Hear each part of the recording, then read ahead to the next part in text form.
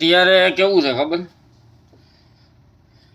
કે સ્કૂલમાં પ્રિન્સિપલ થી મને શિક્ષકો પૂરતા પ્રમાણમાં નથી, પોલીસ સ્ટેશન પોલીસો પૂરતા પ્રમાણમાં નથી,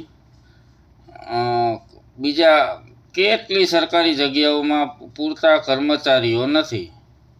પણ હમણાં કોઈક રાજનેતા આવ્યો હોય કે MP MLAથી મને ગમે એવા હોય ને, એટલે એના ધ્યાન રાખવા માટે પૂરતા પ્રમાણમાં સિક્યુરિટી આવી જાય.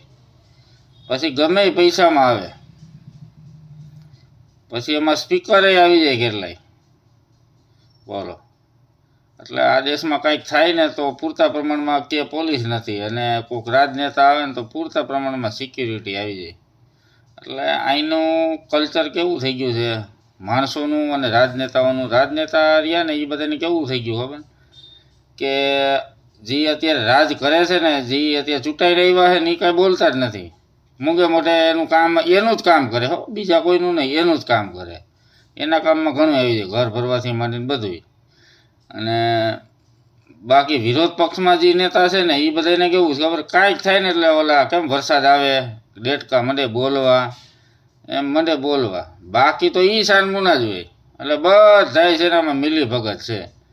એમાં માણસો મધ્યમ વર્ગથી માંડીને નાના માણસો પીલાય છે, મોટાને તો ઠીક હાલો પૈસા દઈને થઈ જાય છે.